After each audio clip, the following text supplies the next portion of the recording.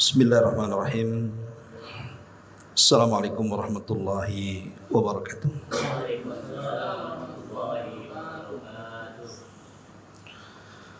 Alhamdulillah wassalatu wassalamu ala Rasulillah wa ala alihi wa sahbihi wa mawalah wa la hawla wa la quwwata illa billahi wa ba'du. Alhamdulillah, di malam hari ini kembali kita bisa duduk bermajlis ilmu di musalla ini.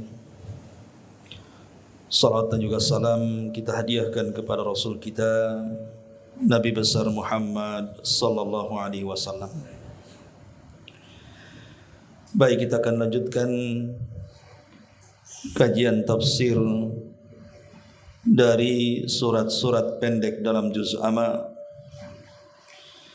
dan pada bulan yang lalu kita sudah menjelaskan satu suratun Nas, dan kita masuk pada surah Al-Falaq. Ma'asyiral muslimin wal muslimat rahimakumullah. Dua surat ini, maksudnya suratun Nas dan suratul Falaq, adalah dua surat perlindungan dari setiap keburukan, baik keburukan yang bersumber dari luar atau keburukan yang bersumber dari dalam. Adapun keburukan yang bersumber dari dalam, dan itu adalah sebahaya-bahaya keburukan yang ada pada diri kita,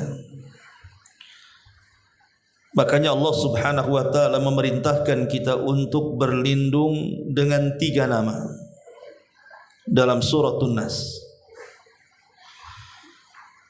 Kemudian di sana juga ada keburukan dari luar manusia, dan Allah subhanahu wa ta'ala menjelaskan agar kita berlindung kepada satu nama Allah subhanahu wa ta'ala yang disebut dengan Rabbul Falaq. Lah, keburukan-keburukan dari luar ini juga sangat membahayakan kita. Makanya dua surat ini adalah dua surat perlindungan dari semua jenis keburukan, sehingga para ulama menyebutnya dengan surah Mu'awwidhataini, dua surat perlindungan. Baik, tidak memperpanjang mukaddimah, kita akan menjelaskan tafsir singkat daripada suratul Falaq. Adapun asbab nuzulnya sudah kita jelaskan, bahwa asbab nuzul daripada suratul Falaq dengan suratul Nas itu sama, yaitu sebab tersihirnya Nabi SAW oleh seorang keturunan Yahudi yang bernama Labid ibn A'sam, di mana satu keluarga menyihir Nabi, dan Nabi SAW tersihir sampai 6 bulan, sampai kemudian Jibril datang dan meruqyah Nabi SAW dengan menurunkan 2 surat perlindungan ini. Dan saat dibacakan kepada Rasul 2 surat ini, terlepaslah sihir Nabi SAW dan dihancurkan buhulnya. Ma'asyiral muslimin wal muslimat rahimakumullah. Di sini Allah Subhanahu wa taala berfirman, "Qul a'udzu birabbil falaq." Katakan ya Muhammad, aku berlindung dengan Rabb pemilik falak, min syarri ma khalaq, dari kejahatan makhluk yang diciptakan, wa min syarri ghasiqin idza waqab, dan dari kejahatan malam apabila telah gelap gulita, wa min syarri an-naffatsati fil 'uqad, dan dari kejahatan perempuan-perempuan penyihir yang meniup pada buhul-buhul talinya, wa min syarri hasidin idza hasad, dan dari kejahatan orang yang hasad apabila dia mendengki. Dalam surat ini Allah Subhanahu wa taala memerintahkan kita untuk berlindung dari 4 perkara yang semua di luar kendali manusia. Pertama, keburukan makhluk. Yang kedua, kejahatan malam. Yang ketiga, sihir. Dan yang keempat, hasad. Inilah 4 perkara yang diperintahkan Allah untuk kita berlindung. Ma'asyiral muslimin yang dimuliakan Allah Subhanahu wa taala. Di sini Allah mengatakan qul a'udzu birabbil falaq. Apa itu falak? Sebagian ahli tafsir mengatakan bahwa falak adalah sijnun fi jahannam. Dia adalah sebuah penjara yang ada di dalam neraka jahannam. Artinya aku berlindung, katakan ya Muhammad, aku berlindung dengan Rabb pemilik penjara yang ada dalam jahannam. Ada juga yang menafsirkan bahwa al-falaq di sini artinya falak subuh. Dan itu yang banyak dikuatkan para ulama. Maksudnya falak di sini artinya falak subuh. Rabb yang menjaga fajar, cahaya yang keluar di waktu fajar, itu disebut falak. Ada juga yang mengatakan al-falak di sini artinya sesuatu yang membelah, dan dari belahan itu keluar sesuatu. Makanya Allah Subhanahu wa taala berfirman di dalam Al-Qur'anul Karim, innallaha falikul habbi wan nawa. Sesungguhnya Allah Subhanahu wa taala menumbuhkan butir-butir pepadian dan biji kurma yang terbelah dari biji. Makanya ada istilah di dalam Al-Quran itu, ada namanya falqun wa fatqun wa khalqun. Falqun apa namanya? Fatqun wa falqun wa khalqun. Jadi bumi dan langit itu asalnya satu, kemudian terjadi keretakan, kemudian terjadi falak membelah, kemudian terjadi penciptaan.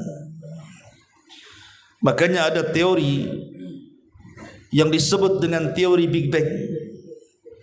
Ma'ruf orang yang belajar teori Big Bang bahwa dahulu langit dan bumi ini menyatu, kemudian terjadi ledakan hebat, kemudian terpisahlah, ada langit dan ada bumi. Itulah yang disebut dengan falak. Lah dari falak ini muncul kehidupan. Makanya Allah Subhanahu wa taala mengatakan innallaha falikul habbi wan nawa yukhrijul hayya minal mayyit wa mukhrijul mayyita minal hayy. Sungguh Allah adalah falik, penumbuh butir padi dan juga kurma. Dialah yang mengeluarkan kehidupan dari kematian dan mengeluarkan kematian dari kehidupan. Ma'asyiral muslimin yang dimuliakan Allah Subhanahu wa taala, qul a'udzu birabbil falaq. Aku berlindung dengan Rabb pemilik falak. Dari apa kita disuruh berlindung kepada Rabb pemilik falak ini? Pertama, min syarri ma khalaq. Kita berlindung dari keburukan yang Allah Subhanahu wa taala ciptakan. Apa yang dimaksud min syarri ma khalaq? Kita berlindung dari keburukan apa yang Allah Subhanahu wa taala ciptakan. Banyak penafsiran para ulama. Ada yang mengatakan maksudnya min syarri ma khalaq adalah iblis. Jadi kita berlindung dari iblis dan syaitan. Karena tidak ada ciptaan Allah Subhanahu wa taala yang paling buruk melainkan iblis laknatullah. Maka kita berlindung dari min syarri ma khalaq, artinya berlindung dari iblis. Ini satu pendapat. Pendapat yang kedua, maksudnya min syarri ma khalaq adalah Jahannam. Jadi neraka Jahannam, dan neraka adalah seburuk-buruk makhluk yang Allah ciptakan, karena Jahannam adalah tempat penyiksaan. Jadi kita berlindung dari neraka Allah Subhanahu wa taala. Dan itu banyak dalam hadis-hadis Nabi SAW, disuruhnya kita berlindung dari api neraka. Kemudian pendapat yang ketiga, maksudnya min syarri ma khalaq adalah dari keburukan min syarri asnafil hayawanatil mu'dhiyah. Kita berlindung kepada Allah dari setiap hewan-hewan yang bisa menyakitkan manusia, seperti umpamanya harimau, macan, buaya, gajah dan yang semacamnya. Karena terkadang hewan-hewan ini bisa menyakitkan. Ataupun mungkin binatang-binatang yang beracun, seperti ular, kalajengking, ataupun mungkin binatang-binatang yang lebih kecil daripada itu, nyamuk, kecoa dan yang semacamnya. Jadi kita berlindung kepada Allah dari hewan-hewan yang bisa menyakitkan manusia atau menyakiti manusia. Ada juga yang keempat, yang dimaksud min syarri ma khalaq, artinya ma khalaqa minal amradi wal asqam. Kita berlindung kepada Allah dari setiap amrad, penyakit-penyakit, baik yang tidak menular ataupun menular, atau lebih jauh daripada itu, berlindung kepada Allah dari keburukan seperti kekeringan, hujan yang membawa banjir, kebakaran dan yang semacamnya. Jadi kalau terjadi musibah banjir, kekeringan, kebakaran, maka berlindunglah kepada Allah dengan membaca suratul Falaq. Dan ada juga yang mengatakan maksudnya min syarri ma khalaq adalah keburukan manusia. Karena keburukan manusia ini paling banyak dilakukan, baik secara perbuatan, baik secara ucapan, baik secara niat. Terkadang keluar keburukan dari manusia. Secara perbuatan seperti berdusta, melakukan kezaliman, melakukan aniaya, melakukan penipuan dan pengkhianatan dan yang semacamnya. Dari ucapan manusia seperti ghibah, namimah, ucapan-ucapan merendahkan, menghinakan, ataupun mungkin mengadu domba dan yang semacamnya. Atau dari hati manusia, seperti munculnya hasad, kedengkian, kebencian dan yang semacamnya. Itu semua bagian daripada min syarri ma khalaq. Atau mungkin lebih daripada itu, keburukan yang Allah ciptakan, termasuk juga musibah-musibah dan gangguan waswas syaitan. Artinya min syarri ma khalaq itu umum, mencakup segala macam keburukan yang akan menimpa manusia, baik keburukan secara takdir seperti kebakaran, banjir dan yang semacamnya, ataupun keburukan yang datang dari hewan yang akan menyakiti manusia, atau keburukan dari manusia itu sendiri. Karena Allah Subhanahu wa taala ketika menciptakan makhluk itu tidak semua baik. Ada juga makhluk yang baik, ada makhluk yang tidak baik. Seperti Allah menciptakan tumbuh-tumbuhan, ada yang bisa kita makan, ada yang beracun kita makan. Allah menciptakan buah-buahan, juga ada yang bisa kita makan, ada yang tidak bisa kita makan. Allah ciptakan ikan-ikanan juga sama, ada yang bisa kita makan, ada yang tidak bisa kita makan, dan semacamnya. Termasuk di dalamnya adalah keburukan yang dimunculkan oleh manusia. Karena Allah ketika menciptakan manusia, ada yang baik, ada yang tidak baik. Ada manusia itu yang akalnya berfungsi, kemudian mengikuti ilham kebaikan. Tapi ada yang kemudian hawa nafsunya yang lebih berfungsi, akhirnya mengikuti syahwatnya. Jadilah dia orang baik, jadilah dia orang jahat yang menebar keburukan. Makanya di sini Allah Subhanahu wa taala mengatakan min syarri ma khalaq. Kita berlindung dari segala jenis keburukan. Karena yang namanya keburukan itu ikhwatu fiddin yang dimuliakan Allah Azza wa Jalla, terkadang tidak kita sangka-sangka datangnya. Ada kawan yang kita anggap baik, rupanya dia pula pendusta dan pengkhianat. Ada orang yang kita anggap baik, rupanya dia pula yang paling hasad dengan kita.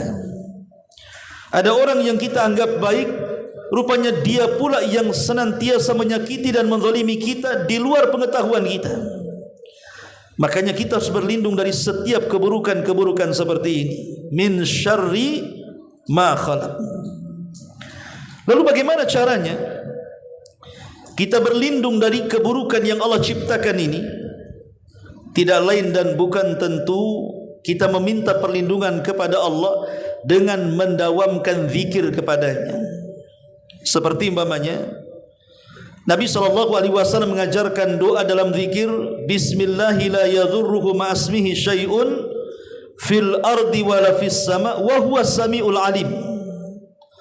Atau mungkin dengan membaca a'udzu bi kalimatillahi tammati min syarri ma khalaq. Atau umpamanya berdoa bismillahi tawakkaltu 'ala Allah la haula wala quwata illa billah. Kita berlindung dengan cara melindungi kita kepada Allah Subhanahu wa taala dengan doa dan zikir kita. Makanya Nabi SAW mengatakan, apabila kita menginjak kaki di tempat yang membuat kita angker, mungkin di tempat-tempat yang menyeramkan, maka Nabi SAW menganjurkan supaya kita membaca a'udzu bi kalimatillahi tammati min syarri ma khalaq. Aku berlindung dengan kalimat-kalimat Allah yang sempurna, maksudnya kalamullah Al-Quran, dari keburukan yang Allah ciptakan.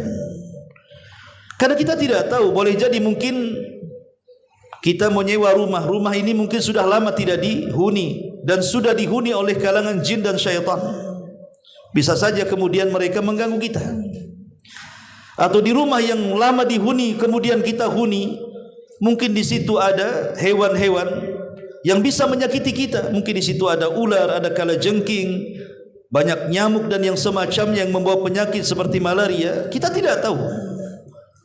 Makanya kalau kita singgah di sebuah rumah, menyantum pindah rumah, sewa rumah, maka bacalah surah Al-Falaq supaya kita tidak mendapatkan keburukan dalam rumah tersebut. Atau mungkin kita juga, mungkin antum yang hobi mancing, yang hobi ke sungai, ke pantai, ke laut, betapa banyak kemudian kejadian orang yang kemudian terkadang digulung ombak, terkadang disengat ikan, terkadang dipatuk ular, terkadang macam-macam. Yang namanya sungai di situ, di sekelilingnya kebun atau hutan, kan kita tidak tahu di situ banyak binatang.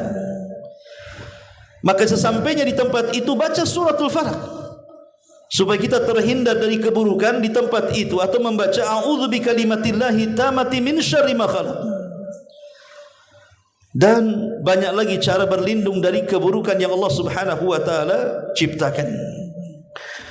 Kemudian Allah Subhanahu wa taala berfirman, keburukan apa lagi? Yang kedua, min syarri ma khalaq wa min syarri ghasiqin idza waqab. Apa maksudnya ghasiq idza waqab di sini?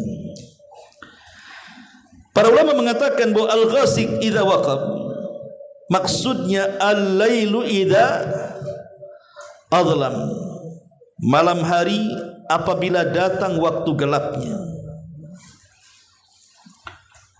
Sebagian ulama mengatakan maksudnya ghasiq idza waqab adalah al-qamar idza tala, maksudnya bulan purnama apabila muncul. Dan sebagian ulama yang lain maksudnya min syarri ghasiq di sini artinya ketika terjadi kusuf, terjadi gerhana bulan di malam hari. Kita harus berlindung kepada Allah Subhanahu wa taala. Ada juga yang mengatakan ghasiq idza waqab itu berlindung dari syaitan. Karena syaitan itu biasanya melancarkan tipu dayanya kepada manusia itu lebih banyak di malam hari dibandingkan di siang hari. Makanya kita berlindung dari perkara ini. Min syarri ghasiqin idza waqab.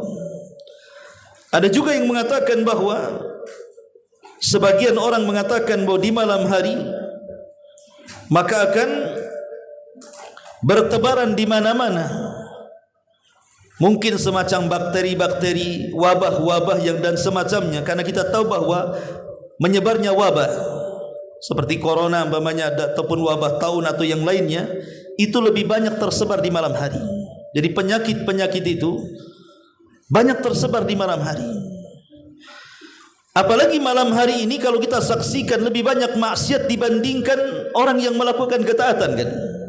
Orang yang tahajud di malam hari itu lebih sedikit dibandingkan orang yang bergadang, ngobrol ngaco ke sana kemari, atau nonton bola satu malam suntuk, atau bahkan lebih daripada itu nekat maksiat berzina, mabuk, berjudi, diskotik dan yang semacamnya, atau mungkin lebih daripada itu merampok, mencuri, memperkosa dan yang semacamnya. Itu terjadi kebanyakan di malam hari. Makanya di sini Allah Subhanahu wa taala mengajarkan supaya kita tidak terkena keburukan di malam hari, maka bacalah suratul Falaq ini minimalnya sebelum tidur kita baca.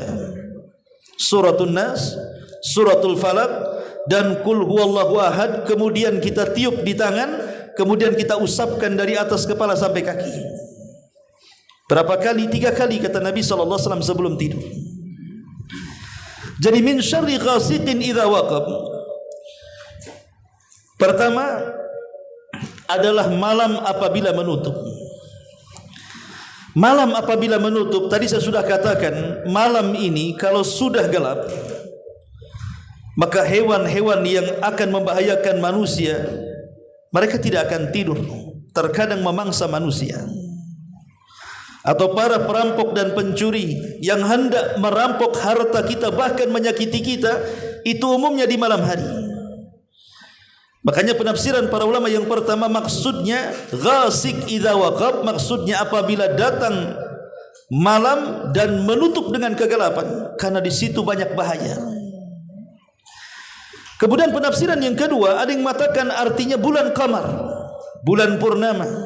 Makanya dalam hadis yang dihasankan oleh Syekh Nasiruddin Al-Albani rahimahullahu taala, Nabi pernah mengatakan kepada Aisyah radhiyallahu anha saat melihat bulan purnama, apa kata Nabi SAW kepada Aisyah? Ista'idhi bil qamar, berlindunglah kepada Allah Subhanahu wa taala saat terjadi purnama. Karena kekuatan syaitan itu umumnya menguat di bulan purnama. Dan biasanya di bulan purnama laut menjadi pasang, dan itu seiring dengan darah manusia meningkat tajam, sehingga biasanya di pertengahan bulan banyak emosi manusia itu melonjak-lonjak, sehingga ada kesempatan syaitan masuk ke jalan darah manusia, akhirnya membuat emosi manusia. Karena pertengahan bulan ini gaji pun sudah seret, mau gajian pun bulan depan masih lama kan gitu, mulailah di emosi. Makanya kenapa di pertengahan bulan itu sangat dianjurkan 2 ibadah supaya menekan syaitan yang masuk ke jalan darah manusia. Pertama dengan berbekam. Bekam itu disunnahkan di pertengahan bulan, dan bekam itu mengeluarkan darah dari tubuh manusia, dan itu untuk melemahkan tipu daya syaitan yang masuk ke jalan darah manusia. Dan yang kedua, disunahkan untuk berpuasa ayyamul bid, karena puasa ayyamul bid itu dilakukan di tanggal berapa? 13, 14 dan 15 sunnahnya. Kalau memang tidak sempat di tanggal ini, boleh di tanggal yang lainnya. Yang penting 3 hari dalam sebulan, bisa di awal, di tengah atau di akhir, tapi sunnahnya dilakukan di pertengahan bulan. Untuk apa? Untuk menekan syaitan tadi dan emosi yang melunjak dari manusia. Karena umumnya bulan purnama saya katakan tadi menjadikan pasang laut, dan itu juga mempengaruhi darah manusia. Ada juga yang mengatakan bahwa ghasiq itu artinya apabila bulan terjadi gerhana total. Makanya Nabi SAW apabila terjadi gerhana ketakutan luar biasa, sehingga kemudian Nabi SAW memerintahkan para sahabat untuk menyeru manusia datang ke masjid dan melaksanakan salat khusuf. dan disuruh untuk mengumandangkan as-salatul jami'ah, supaya manusia datang ke masjid untuk melaksanakan kusuf. Karena dahulu di zaman Nabi SAW, orang-orang jahiliyah menganggap gerhana itu adalah fenomena yang langka dan fenomena yang aneh. Bisa saja dengan terjadi gerhana itu matinya orang mulia atau mungkin lahirnya orang mulia. Kan di zaman Nabi SAW gerhana itu kan jarang. Pernah terjadi gerhana matahari saat kematian putranya Ibrahim. Maka Nabi kemudian tegas mengatakan bahwa gerhana itu bukan karena kematian seseorang, bukan juga karena hidupnya seseorang, tapi gerhana adalah tanda dari tanda-tanda kuasa Allah. Allah sengaja mengirim kita untuk menakut-nakuti hambanya. Makanya kata Rasul, salatlah kalian, maksudnya gerhana, bersedekahlah kalian saat gerhana, berzikirlah kepada Allah saat gerhana, dan berbuat baiklah saat gerhana. Karena umumnya saya perhatikan di negeri kita saja, sudah bertahun-tahun saya perhatikan, kalau terjadi gerhana, pasti setelahnya ada saja musibah di negeri kita. Pamannya malam ini gerhana, nanti beberapa waktu setelah gerhana itu, entah di sana kebanjiran, entah gunung meletus, entah gempa. Saya perhatikan seperti itu. Sadaqallahul azim, yang mengatakan, wa manursilu bil ayati illa takhwifa. Tidaklah kami mengirim tanda-tanda kuasa kami seperti gerhana dan yang semacamnya, kecuali untuk menakut-nakuti hambanya, supaya hamba ini bertobat dari perbuatan dosa. Karena musibah itu biasanya datang karena perbuatan dosa manusia. Jadi kita berlindung dari gerhana.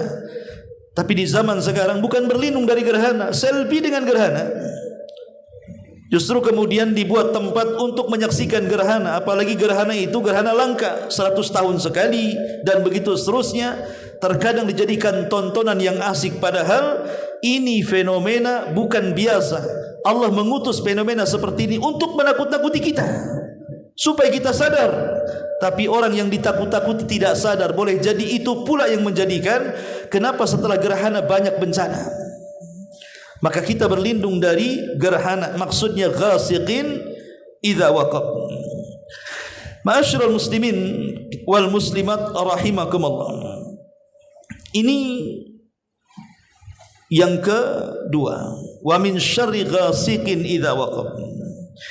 Kemudian yang ketiga, Allah Subhanahu wa taala juga merintahkan kita berlindung kepada Rabb pemilik falak dari apa? Min syarrin naffatsati fil 'uqad. Apa maksudnya min syarrin naffatsati fil 'uqad? Memang terjemahan bebasnya dalam Al-Quran, penerjemah Departemen Agama kita, di situ diartikan dari perempuan-perempuan yang meniup-niupkan sihir ke buhulnya. Karena setiap buhul itu alat untuk sihir. Jadi sihir yang paling bahaya itu kalau sudah menggunakan buhul. Sebagian para ulama mengatakan maksudnya min syarri nafatsati fil 'uqad, artinya istaiz billahi min syarri nufus allati tufsidu sadaqatin nas. Berlindunglah dengan Allah dari keburukan jiwa yang bisa merusak sedekah. Jadi nafasati fil 'uqad artinya berlindung dari jiwa-jiwa yang bisa merusak sedekah. Karena betapa banyak orang-orang yang kemudian bersedekah, yang tadinya ikhlas kemudian berubah menjadi riya. Bahkan lebih daripada itu, menyakiti orang yang kita sedekahi dengan cara mengungkit-ungkit dan menyakiti hatinya. Ini satu penafsiran. Penafsiran yang kedua, maksudnya istaiz billahi min syarri fi'atil lati tuhradu ala muharabatil khulafa'i wal wulad wa naqdi bai'atihim. Artinya berlindung kepada Allah Subhanahu wa taala dari sekelompok orang yang suka kemudian menghembus-hembuskan pemberontakan kepada para pemimpin-pemimpin manusia, pemimpin-pemimpin negara.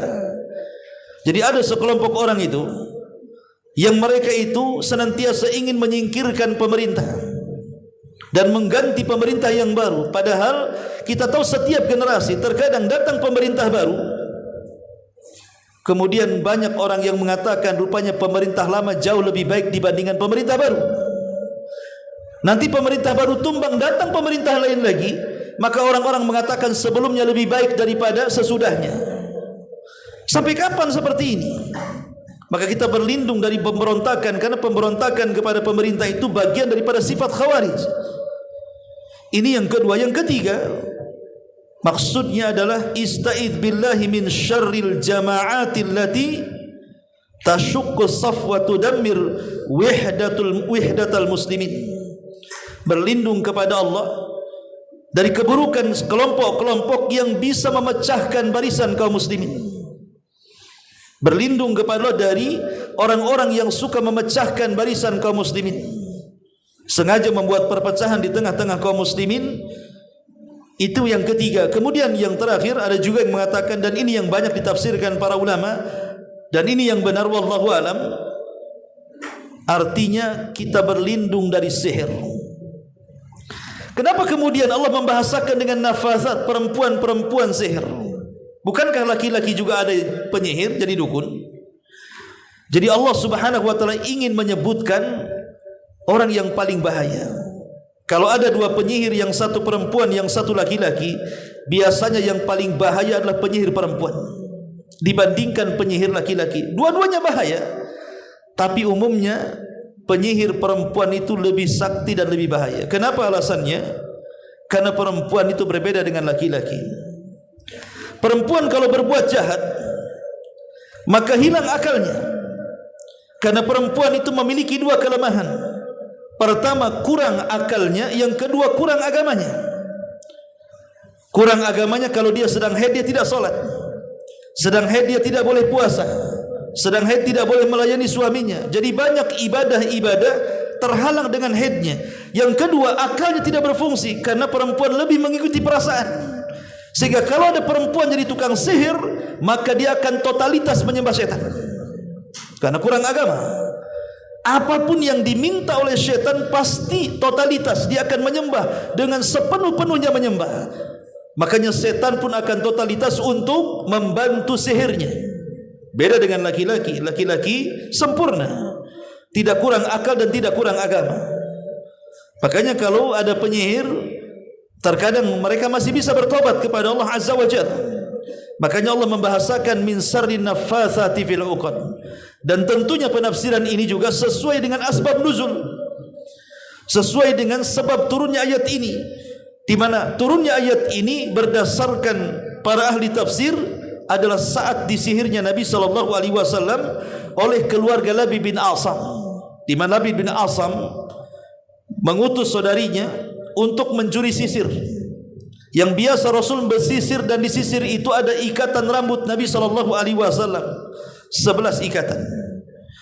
Lah dengan sisir dan rambut Nabi inilah kemudian oleh keluarga Labid bin Asam dijadikan buhul dan diletakkan di satu sumur namanya Ronuna. Sumurnya masih ada sampai sekarang, dipagar dan dijadikan destinasi ya wisata untuk melihat bahwa di sumur itu pernah terjadi penyihiran kepada Nabi SAW di kota Madinah, namanya Ronuna. Lah saat sadar Nabi SAW merintahkan Ali untuk melihat ke sumur itu. Rupanya sumur itu sangat menyeramkan. Saat Ali meminta izin kepada Rasul untuk turun dan mengambil buhulnya, Rasul melarangnya. Dikhawatirkan kalau diambil buhulnya akan menyebar keburukan di bumi. Makanya Rasul mengatakan kubur sumur itu. Akhirnya dikuburlah sumur itu. Artinya dengan cara memendamnya. Menghancurkan buhul itu bisa dengan cara bakar, bisa dengan cara dibuang jauh ke lautan sana, ataupun dengan cara dipendam. Karena bagaimanapun sihir itu ada sesuatu yang nyata, bukan sesuatu yang khayal, tidak, sesuatu yang nyata. Memang sihir itu terbagi banyak. Ada sihir khayali seperti yang kita kenal dengan hipnotis, itu khayali namanya. Sebagaimana Nabi Musa alaihi salatu wasallam pernah terkhayalkan dilempar oleh tukang-tukang sihir Fir'aun dengan tali-tali, kemudian berubah menjadi ular. Padahal itu tali, tapi terhayalkan di mata Nabi Musa seolah-olah itu ular kecil. Itu namanya khayali. Kalau sekarang diistilahkan dengan hipnotis namanya. Ya. Karena ada orang yang tidak terima kalau hipnotis itu bagian daripada sihir khayali. Kita katakan hipnotis itu bagian daripada sihir khayali. Betapa banyak orang yang tidak sadar dihipnotis kemudian diambil gelangnya, diambil antingnya, diambil uangnya, diambil dompetnya, ditipu orangnya. Kalau bukan sihir apa namanya? Terkadang kan tidak sadar ditepu atau terkena asap rokok atau kemudian digoyang-goyang dengan sebuah barang kemudian tidak sadar apapun yang diucapkan oleh orang yang bisa hipnotis itu dituruti oleh yang terkena hipnotis. Kalau bukan sihir apa namanya? Itulah sihir khayali namanya. Tapi di sana ada sihir yang paling bahaya yang disebut dengan sihir hakiki, yang bisa terkadang membuat orang terbaring bertahun-tahun, bahkan membuat orang ini sakit berbulan-bulan, bertahun-tahun, bahkan sampai mengalami kematian. Makanya kenapa dalam ilmu dunia perdukunan sihir itu adalah yang paling bahaya dibandingkan tukang ramal. Tukang ramal bahaya ya karena membuat kegoncangan manusia, membuat kepanikan manusia, tapi tidak membahayakan tubuh manusia. Lain dengan sihir. Sihir itu zalim. Kenapa? Karena membuat manusia sakit, bahkan sampai kemudian mengalami pembunuhan. Bahkan terkadang mengalami keretakan suami istri, akhirnya bercerai gara-gara sihir. Dan begitu seterusnya ikhwatu fiddin yang dimuliakan Allah Subhanahu wa taala. Min syarrin naffatsati fil 'uqad. Kita berlindung dari sihir wanita-wanita saat meniupkan buhulnya. Ma'asyiral muslimin wal muslimat rahimakumullah. Tapi kalau kita melihat dalam Al-Quran, dalam surah Al-Baqarah, ketika kita menjelaskan tentang sejarah sihir yang berkenaan dengan kisah Harut dan Marut, umumnya sihir itu yang banyak di masyarakat dari dulu sampai sekarang adalah dua. Pertama, sihirul hub, yang disebut dengan ilmu pelet kalau di zaman sekarang. Betapa banyak orang-orang yang menggunakan ilmu ini, terutama orang-orang yang bekerja di dunia malam. Maaf, seperti wanita-wanita remang-remang, terkadang untuk menggoda supaya menggait pelanggan, maka terkadang mereka menggunakan sihir, menggunakan susuk dan yang semacamnya supaya kelihatan cantik padahal dia adalah syaitan. Atau digunakan kepada suami istri. Atau yang kedua namanya sihir kebencian. Terkadang melihat suami seperti melihat setan, atau istri melihat suami seperti orang yang marah-marah dan begitu seterusnya, sehingga tidak harmonis keluarganya, atau sebaliknya. Lah itu namanya sihir tafriq, bisa memisahkan. Dan inilah dua sihir yang umum dilakukan di masyarakat, disebutkan dalam surah Al-Baqarah. Lah kita berlindung dari sihir karena memang bahaya sihir ini luar biasa. Dan yang terakhir, kata Nabi SAW, Allah Subhanahu wa taala berfirman, kita berlindung dari min syarri hasidin idza hasad, dari kedengkian orang yang hasad. Sebenarnya setiap orang itu punya hasad. Saya, Anda, siapapun itu punya hasad. Tidak ada manusia yang tidak punya hasad. Kenapa saya katakan demikian? Sebab kalau seandainya ada kawan kita, tetangga kita membeli rumah, punya kendaraan lebih bagus, mampu merenovasi rumah lebih bagus, lebih cantik, terkadang kita kepengen, keinginan kita ingin seperti dia, itu namanya hasad.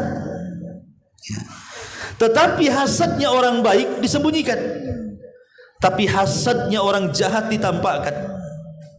Nah, yang dimaksud dalam ayat ini adalah hasadnya orang jahat ditampakkan dalam bentuk kemudian angan-angan bagaimana caranya nikmat orang itu hilang dan berpindah kepada kita. Itu namanya hasad. Hasad yang kita disuruh untuk berlindung kepada Allah seperti berlindungnya kita dari syaitan. Sebagaimana Allah perintahkan kita berlindung dari syaitan, begitulah Allah perintahkan kita berlindung dari hasad. Ma'asyiral muslimin yang dimuliakan Allah Azza wa Jalla, padahal hasad ini kata ulama ghammun la yanqati. Hasad ini adalah kesetresan yang tidak pernah berakhir. Orang hasad itu hidupnya tidak akan tenang selamanya. Kenapa? Karena setiap melihat tetangga membeli sesuatu, pasti dia akan panas hatinya. Nanti tetangga sebelah juga begitu, panas lagi hatinya. Tetangga depan lagi membeli sesuatu, panas hatinya. Sampai kapan orang hasad itu? Maka dia akan dikuasai kebingungan yang tidak akan pernah terputus dalam hidupnya. Yang kedua, musibatun la yujar alaihi. Orang yang hasad itu dianggap terkena musibah. Umumnya orang yang kena musibah itu kalau dia sabar dapat pahala. Tapi orang yang hasad ketika kena musibah, sakit hatinya, justru tidak dapat pahala, malah berdosa. Kan orang yang hasad itu sakit hatinya, dia ditimpa musibah, tapi musibahnya tidak berpahala. Dan yang ketiga, mazammatun la yuhmad biha. Sesuatu yang tercela dan tidak akan mendapatkan pujian selamanya. Orang yang hasad itu umumnya bukan orang baik. Umumnya orang yang hasad itu bukan orang baik, mereka orang tercela. Karena dia zalim kepada tetangganya. Dengan segala cara dia ingin menghilangkan nikmat yang Allah anugerahkan kepada tetangganya. Padahal hasad ataupun tidak hasad, takdir Allah itu tidak mungkin berubah. Apakah dengan hasad tiba-tiba orang kaya jadi miskin? Apakah dengan orang hasad tiba-tiba orang sehat jadi sakit? Tidak, semua sudah ditakdirkan oleh Allah Azza wa Jalla. Kalau semua sudah ditakdirkan, ngapain kita hasad? Toh juga tidak ada pengaruhnya. Ya. Kemudian yang keempat, sukhtu Rabbi.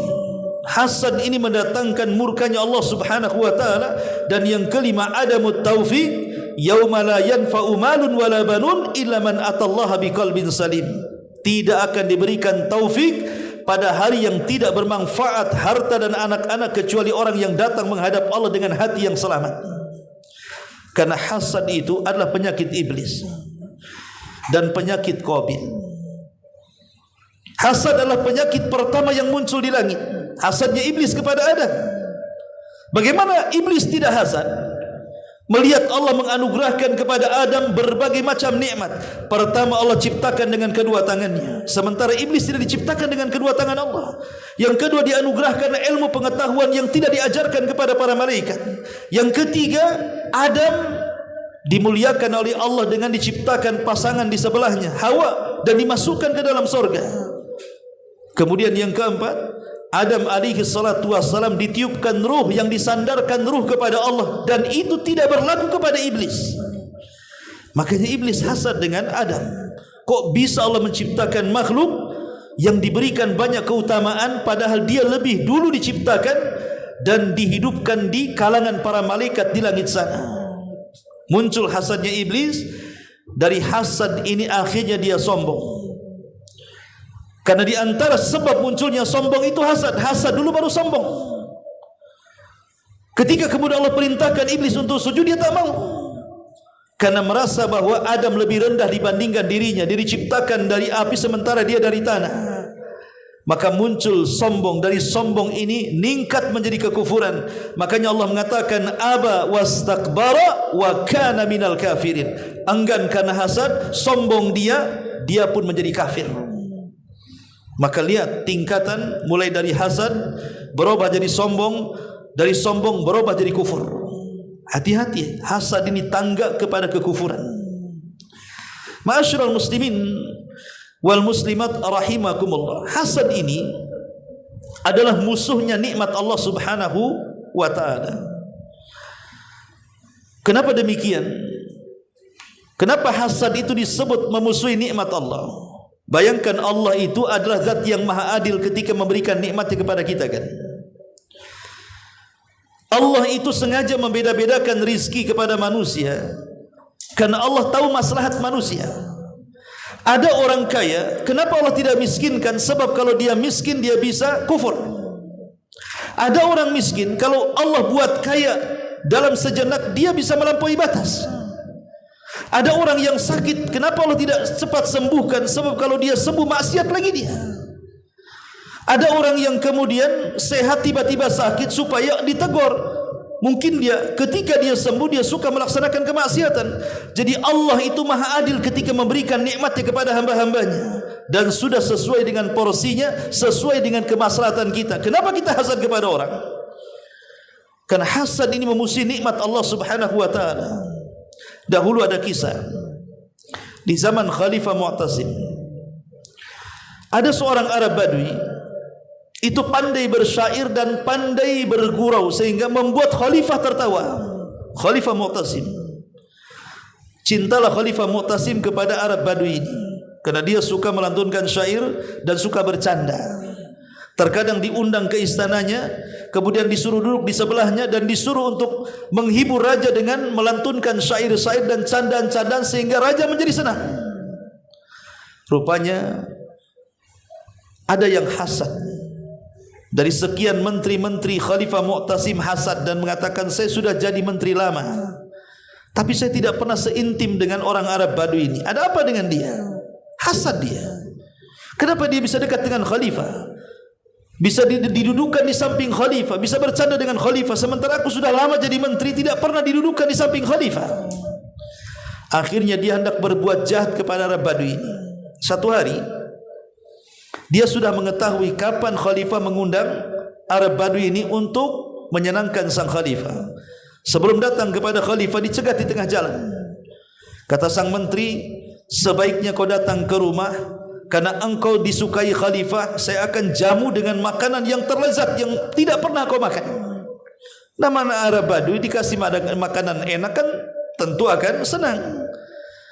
Tapi sang Badui, namanya Badui, kurang pendidikan, dia diberikan makanan lezat, memang lezat, tapi ada makanan tertentu yang baunya tidak enak. Lezat tapi tidak enak baunya. Mungkin kalau zaman sekarang mungkin jengkol, pete dan yang semacamnya, enak tapi tidak sedap baunya. Dan kalau ngomong mengeluarkan bau. Sehingga sebelum kemudian dia berjumpa dengan sang raja, si menteri ini sudah datang kepada raja, mau fitnah si Badui tadi, dan mengatakan, wahai Khalifah, sesungguhnya si Badui yang kau senangi itu, dia sudah memfitnah dirimu. Kata sang Khalifah, apa fitnahannya? Maka sang menteri ini mengatakan, dia mengatakan, engkau kalau bicara mulutmu bau, katanya. Kalau tidak percaya, nanti ada buktinya. Kemudian sang Badui dipanggil oleh sang raja. Dia tahu mulutnya bau. Dia tidak mau menyakiti sang raja. Akhirnya dia kalau bicara menutup dengan serbannya. Sang raja pun mengatakan, betullah kata menteri tadi. Dia memfitnah, mulut saya bau, makanya dia bicara dengan menutup hidung. Padahal yang bau dirinya kan, tapi difitnah. Ya. Akhirnya sang raja marah. Khalifah Mu'tasim mengirim surat dan mengatakan kepada Arab Badui ini, tolong surat ini sampaikan kepada si fulan dan jangan dibuka kecuali sampai di tempat. Si Arab Badui ini tidak tahu isi surat ini. Isi surat ini adalah, kalau surat ini sampai kepada anda, penggalah orang ini. Maksudnya surat itu dikirim kepada Algojo. Tapi Khalifah mengatakan jangan dibuka kecuali sampai di tempat. Lah sang menteri yang hasad ini, kan dia melihat dari kejauhan dan mengatakan, subhanallah, sudah ku fitnah dia, masih juga dapat hadiah katanya. Jangan-jangan dalam amplop itu ada hadiahnya. Akhirnya sebelum sampai kemudian di tempat, dicegat di tengah jalan, kata sang menteri, dan mengatakan, jangan kau dikasih hadiah banyak oleh sang raja. Bisa enggak amplop itu kau serahkan kepadaku, aku yang akan menyerahkan ke orang itu, katanya.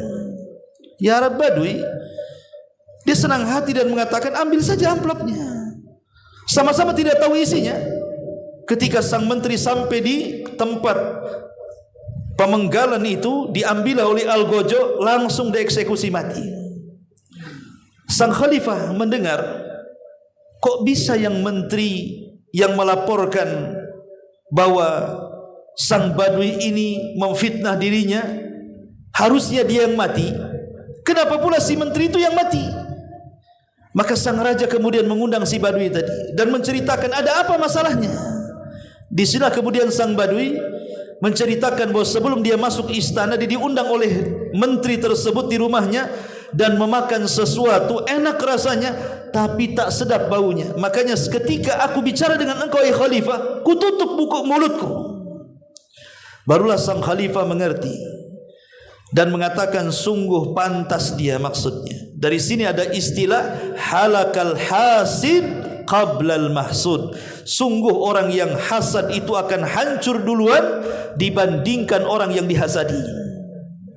Ya, bagaimana tidak hancur duluan?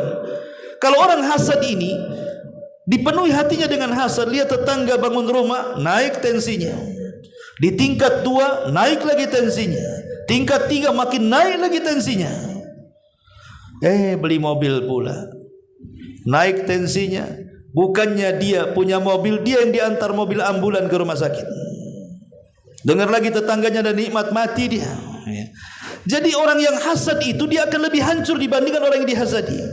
Tapi kenapa di sini Allah Subhanahu wa taala berlindung, meminta perlindungan kepada Allah dari hasad? Karena ada rahasia di balik hasad. Apa itu? Penyakit ain. Di balik hasad itu ada sihir mata. Karena orang yang kalau sudah hasad betul, di mata dia ada sihir. Jadi kalau seandainya dia hasad dengan orang, terkadang orang yang dihasadi terkena penyakit ain kemudian sakit. Ataupun mamanya dia sedang bangun rumah, karena dia hasad kepada orang itu, tahu-tahu rumahnya roboh, atau kendaraannya mogok, atau celaka di tengah jalan. Itu yang kita takutkan dari orang hasad itu. Ketika dalam hasad itu terdapat penyakit yang disebut dengan sihrul ain namanya, penyakit sihir ain. Kata Nabi SAW, kebanyakan orang meninggal setelah takdir adalah karena terkena ain. Jadi kebanyakan orang meninggal setelah takdir Allah adalah karena terkena penyakit ain, dan penyakit ain ini muncul karena hasad. Makanya para ulama mengatakan, lawanlah hasad dengan lawannya. Sebagaimana hasad itu menginginkan kenikmatan orang lain hilang, lawan dengan cara apa? Mendoakan kepada Allah setiap nikmat yang Allah anugerahkan kepada kita supaya diberkahi. Jadi kalau antum beli motor baru, berdoa, ya Allah, Allahumma barik, ya Allah berkahi motorku. Kalau kita baru bangun rumah renovasi, ya Allah, Allahumma barik, ya Allah berkahi rumahku. Kalau kita baru punya anak lahir lucu, cakep, cantik, kita katakan Allahumma barik, ya Allah berkahi anak saya. Pokoknya setiap mendapatkan nikmat ucapkan seperti itu. Karena berkah itu menambah nikmat, sementara hasad itu menghilangkan nikmat. Makanya lawanlah hasad dengan lawannya. Dan kalau seandainya orang yang hasad ini sampai kemudian memiliki penyakit ain, sampai kemudian membuat tersihir orang yang terkena hasad, bisa sampai lumpuh, bisa sampai stroke, maka obati dengan cara mandikan dengan bekas wudu. Jadikan bekas air wudu itu kemudian dilapkan di daerah-daerah yang tersembunyi di badan manusia, lekukan-lekukan manusia seperti di leher, di ketiak, di sela-sela seperti di dada, di selangkakan, ya. Boleh jadi kalau seandainya dia stroke ataupun dia sakit terbaring karena hasad, insya Allah dia bisa sembuh dengan cara itu. Kecuali kalau memang dia penyakit, bukan karena ain, kan itu ya. Mungkin stroke-nya karena penyakit, ya, ataupun karena ada sakit apa, karena makan apa dan begitu seterusnya. Tapi tidak semua sakit itu karena faktor makanan. Bisa saja sakit itu ditimbulkan karena hasad. Kalau ditimbulkan karena hasad bisa diruqyah. Bisa diruqyah dengan cara membacakan Al-Quran dengan kalam-kalam Allah Subhanahu wa ta'ala. Ma'asyiral muslimin yang dimuliakan Allah Subhanahu wa ta'ala, maka hasad itu sama dengan penolong musuh Allah, iblis laknatullah alaihi. Dan hasad itu adalah sangat memusuhi perbuatan Allah. Dia tidak senang dengan takdir Allah. Dia menolak takdir Allah. Kenapa dia bagus saya tidak? Kenapa dia hoki saya tidak? Kenapa dia begini saya tidak? Itu kan menolak takdir namanya. Ingat, manusia itu sudah ditakdirkan sejak berada di perut ibundanya. Bahkan sebelum langit dan bumi diciptakan 500 tahun sudah ditakdirkan di Lauhil Mahfuz. Buat apa kita hasad?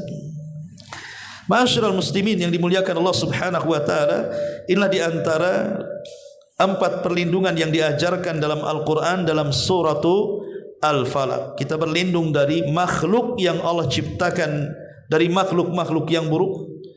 Kemudian kita berlindung dari malam apabila datang gelapnya, dan kita juga berlindung dari penyihir-penyihir yang ganas, dan kita berlindung dari hasad orang-orang pendengki. Wallahu alam. Ini diantara kajian suratul Falaq. Baik, sebelum saya tutup, silakan kalau ada yang bertanya. Iya, silakan. Kadang-kadang kan dukun ini memakai ayat-ayat Al-Quran untuk memanggil jin. Bagaimana kita menyikapi itu? Karena kan Al-Quran ini kan apa namanya? Kok bisa dia memanggil jin gitu loh? Iya. Ada di istilah masyarakat itu kan ada dukun hitam, ada dukun putih. Dukun hitam murni, memang dia dukun. Dia membaca mantra-mantra bukan dari lafaz-lafaz hadis-hadis ataupun Al-Quran. Memang murni dipelajari dari kitab-kitab sihir dengan bahasa-bahasa yang tidak bisa kita pahami. Ya. Tapi di sana ada dukun putih yang mencampur adukan kebenaran dengan kebatilan. Dan ini yang paling bahaya. Makanya kata Syekh Shalih Fauzan hafizahullah taala, dia mengatakan, kalau seandainya setan itu datang kepada kita membawa keburukan 100%, maka tidak ada yang mengikuti setan. Tapi ketika kemudian setan itu datang kepada kita dengan mencampur adukan keburukan dengan kebenaran, maka banyak orang yang tertipu akhirnya padahal buruk disangka benar. Lah dukun-dukun putih ini, mereka adalah orang-orang yang suka mencampur adukan hak dengan yang batil. Artinya mencampur adukan ayat-ayat Allah dengan mantra-mantra jin. Karena tidak mungkin, mustahil kalau seandainya dia memantra-mantrai dengan Al-Quran semata, Al-Quran seperti orang yang meruqyah, mereka bukan dukun. Peruqyah itu kan murni Al-Quran yang dibaca, atau hadis doa-doa yang terdapat dalam hadis-hadis Nabi SAW dan disuarakan, didengar orang yang diruqyah. Tapi kebanyakan dukun-dukun seperti ini terkadang ada bahasa-bahasa yang disembunyikan, yang dimunculkan terkadang hanya doa-doa dan ayat-ayat Al-Quran, atau mungkin bacaan-bacaan yang samar. Makanya sihir sendiri itu kan ada yang dalam bentuk raja. Kita lihat raja-raja terkadang tidak bisa dibaca, ayat kursi dijungkir balikan sehingga tidak bisa dibaca khotnya. Bahkan saya pernah melihat di YouTube itu ada dukun Yaman yang sangat kondang sakti, itu mengubur buhulnya di dalam tanah ketika dia hendak menyihir seorang ulama. Kemudian dia tobat, kasih tahu buhulnya itu kain putih yang dikubur itu penuh dengan jarum, paku, macam-macam, dan di situ ditulis ayat kursi dengan darah haid. Bayangkan ayat-ayat Allah ditulis dengan benda-bendanya najis kan? Kan disihir ulama. Jadi buhulnya itu luar biasa. Karena dukun-dukun ini kenapa dia kafir? Karena dia menganggap bahwa syaitan itu lebih kuat dibandingkan Allah Subhanahu wa taala. Makanya mereka meminta bantuan kepada syaitan dibandingkan kepada Allah. Makanya penampilan dukun itu kebanyakan menyeramkan dan persis seperti setan. Cuman dukun-dukun putih ini terkadang mengalami manusia karena terkadang penampilan mereka bergaya kiai, pakai sorban, kadang bawa tasbih, kadang-kadang berzikir, pakai jubah melambai sampai ke bawah dan begitu seterusnya. Padahal dia dukun. Dia dukun. Saya pernah membaca satu buku, ya namanya siapa yang mengarang saya lupa. Namanya buku Dukun Hitam Putih. Jadi menceritakan tentang seseorang yang punya pondok pesantren. Tetapi sebenarnya itu kedok saja. Intinya kiai ini melakukan perdukunan. Saya katakan ini oknum kiai. Berkedok pesantren padahal hakikatnya dia dukun. Banyak pejabat-pejabat yang datang ke dia. Setiap datang ke dia rata-rata berhasil. Umpamanya ingin jadi menjabat akhirnya terkabul jadi pejabat. Ingin jadi kaya akhirnya jadi kaya. Ya, umumnya berhasil. Walaupun tidak semua berhasil, tapi umumnya berhasil. Sehingga kemudian orang menganggap itu orang sakti. Kemudian setelah dia meninggal, rupanya di dalam rumahnya ada satu ruangan yang tidak boleh dimasukin siapapun, hatta keluarganya. Akhirnya ketika kemudian dia sudah meninggal, didobrak pintunya, rupanya isinya mushaf. Mushaf cetakan Arab, bukan cetakan Indonesia. Karena itu diantara syarat maharnya, kalau minta pertolongan kepada dia, maharnya harus Quran yang dibeli dari Mekah. Tapi masalahnya, itu mushaf tertumpuk-tumpuk di gudang, seolah-olah diinjak-injak, diberakin, dikencingin, pokoknya bau pesing luar biasa. Lihat bagaimana dunia perdukunan sampai menghina Quran. Ya. Mahalnya Quran, tapi Quran diinjak dia, dijadikan di tempat kotoran. Dan itulah yang disenangi oleh setan bang seperti itu. Kedoknya si kiai kan itu, oknum kiai. tetapi sebenarnya dia adalah dukun. Nah, ini yang disebut dukun putih. Istilah kita terkadang membuat mantra-mantra, sebagiannya Al-Quran, tapi sebagiannya adalah mantra-mantra setan. Wallahu a'lam. Makanya hati-hati. Pamannya antum datangkan tukang urut. Kadang-kadang ada tukang urut itu yang kadang-kadang dia bukan hanya ngurut saja, sebelum ngurut kadang-kadang ada doa-doa kan. Doa-doa entah apa-apa, waswes enggak jelas kan? Ya. Antum kalau diurut seperti itu tanya tukang urutnya, "Pak, bisa diulangi enggak doanya?" Coba gimana bunyinya? Kalau itu doanya memang doa yang diajarkan Rasul, seperti Allahumma rabban nas adhibil ba'si ashfi anta syafi la shifa illa shifauka shifaan la yughadiru saqama, umpamanya kan, doa ketika mengunjungi orang sakit gitu, ya enggak masalah. Tapi kalau tidak jelas apa yang dibaca, maka itu bukan tukang urut, itu dukun. Ada dua kemungkinan, dukun asli atau dukun palsu, dukun-dukunan. Dia acting saja dengan waswes-waswesnya itu. Ya. Atau mungkin dukun asli. Dua-duanya terlarang. Di zaman Abu Bakar Siddiq radhiyallahu anhu, Abu Bakar punya budak, dimerdekakan. Kemudian lama tidak berjumpa, tiba-tiba datang membawa satu kresek kurma. Kemudian dihadiahkan kepada Abu Bakar karena tanda jasanya Abu Bakar sudah membebaskan dirinya. Abu Bakar tidak sempat tanya, langsung makan aja kurma itu. Sudah masuk ke perut baru tanya, "Kau dapat kurma dari mana?" Maka budak yang dimerdekakan Abu Bakar mengatakan, "Ini atakahan, aku pura-pura jadi dukun wahai Abu Bakar," katanya. "Aku meramal seseorang, rupanya betul pula ramalanku. Aku dikasih hadiah." Abu Bakar mendengar kalimat itu, langsung dimasukkan jarinya, dimuntahkan semua isi perutnya. Sampai orang mengatakan, "Ya Abu Bakar, kenapa kau lakukan seperti kau bisa mati?"